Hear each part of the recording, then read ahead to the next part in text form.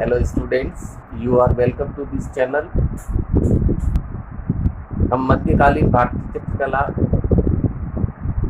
का स्टडी कर रहे हैं, जिसमें क्लास 12 चैप्टर सेकंड जो था मुगल चित्र शैली। हमने मुगल चित्र शैली के 2 पार्ट कंप्लीट कर लिए। पहले पार्ट में हमने सभी मुगल शासकों के काल में मुगल चित्र शैली किस प्रकार से विकसित हुई उस बारे में पढ़ा था। पार्ट 2 में हमने पढ़ा था कि अकबर के समय में कौन कौन से चित्रकार और उनका क्या योगदान था इस मुगल चित्र शैली में, वो स्टडी किया था। आज हम मुगल चित्र शैली का तीसरा पार्ट शुरू कर रहे हैं, और तीसरा पार्ट जो है वो है जिसमें एक बहुत ही अच्छा प्रश्न बनता है, जहांगीर कालीन कला को मुगल कला की सर्वश्रेष्ठ कला माना जाता है, या यूँ आप कह दीजिए कि जहांगीर का जो शासक काल था वो मुगल चित्र शैली का स्वर्ण युग कहलाता है। क्यों, किस लिए स्वर्ण युग कहलाता है, इस पर हम इस चैप्टर में चर्चा करेंगे, इस पार्ट में चर्चा करेंगे। आपको याद रखना, मुगल चित्र शैली का जो स्वर्ण काल था वो जहांगीर का ही शासन काल था। जहांगीर एक कला प्रेमी शासक था, उसकी चित्रकला में अत्यधिक रुचि थी। उसके काल में चित्रकला अपने चरमोत्कर्ष तक पहुंची, यानी उसका विकास पराकाष्ठा में हुआ, और इसी के समय को इतिहास में जो है मुगल चित्र शैली का स्वर्ण युग माना जाता है। तो शुरू करते हैं। जहांगीर एक कला प्रेमी सम्राट था, उसकी चित्रकला में अत्यधिक रुचि थी। उसके काल में चित्रकला अपने चरमोत्कर्ष तक पहुंच गई। मुगल चित्रकला के इतिहास में जहांगीर का शासनकाल स्वर्ण युग के नाम से पुकारा जाता है। जहांगीर ने कश्मीर में एक चित्र दीर्घा, जिसको गैलरी बोलते हैं, उसका भी निर्माण करवाया, जिसे कुशल चित्रकारों ने अलंकृत किया, सजाया।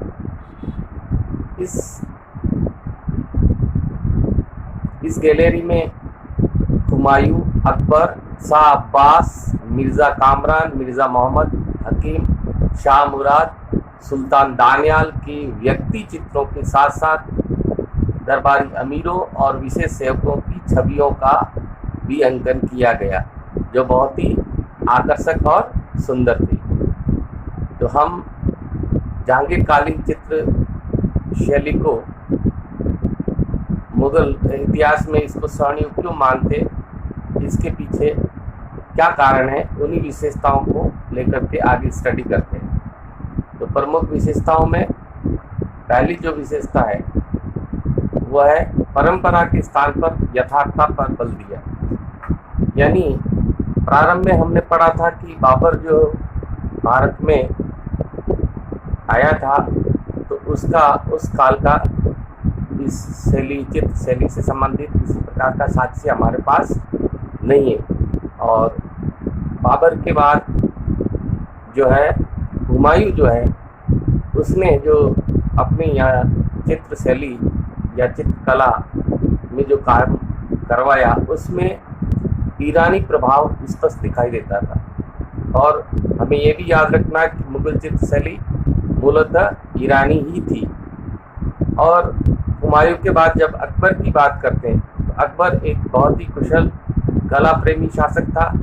उसने भारतीय मुगल चित्र शैली के अंदर एक बहुत ही अच्छा कार्य किया, जिसमें उसने राजस्थानी शैली, अफगानी शैली और दक्षिणी शैलियों का समन्वय स्थापित करके एक नई मुगल शैली को विकसित किया,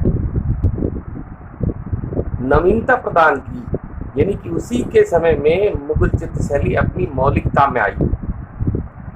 अब उसके बाद जहांगीर की बात करें तो जहांगीर के शासनकाल में परंपरा के स्थान पर यथार्थता को बल दिया गया। यानी जो पहले से परंपरा चली आ रही थी, उस परंपरा के स्थान पर यथार्थता जहांगीरकालीन चित्रकला में परंपरा के स्थान पर यथार्थता दिखाई देती है।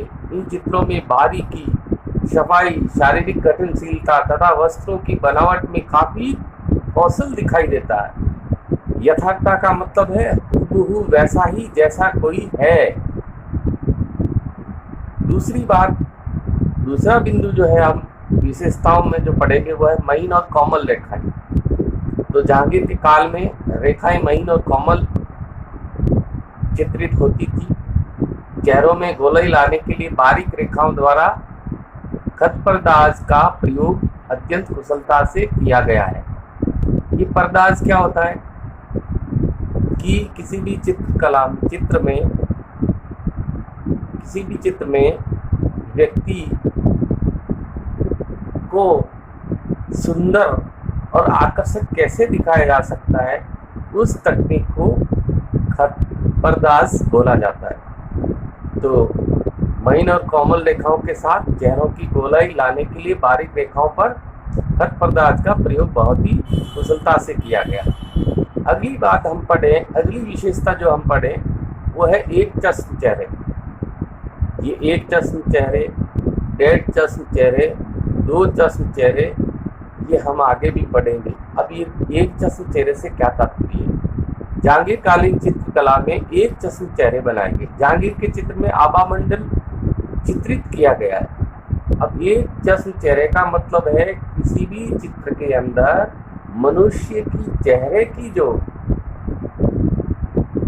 का जो चित्रण है, उसको चेहरे के एक चश्म चेहरे को मैं बता रहा हूँ, उसमें आपको क्या रखना है कि एक चश्म चेहरे में चेहरे का एक पार्श्व भाग और एक आंख दिखाई देती है।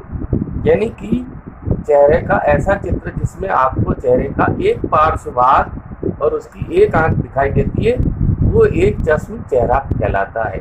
तो जहांगीरकालीन चित्रकला में एक चश्म चेहरे बने, और अकबर में पढ़ेंगे तो वहाँ पर अधिकतर एक चश्म चेहरे है और कहीं कहीं डेढ़ चश्म चेहरे भी बने, लेकिन मुगल चित्र शैली में दो चश्म चेहरों का चित्र कहीं पर भी नहीं है। तो एक चश्म चेहरे का मतलब ये होता है कि चेहरे का एक पार्श्व भाग और एक आंख दिखाई दे, ऐसा चित्र जो है वो एक चश्म चेहरा वाला होता है। फिर अगली जो विशेषता है व्यक्ति चित्र को जिसको शबीह चित्र भी बोलते हैं।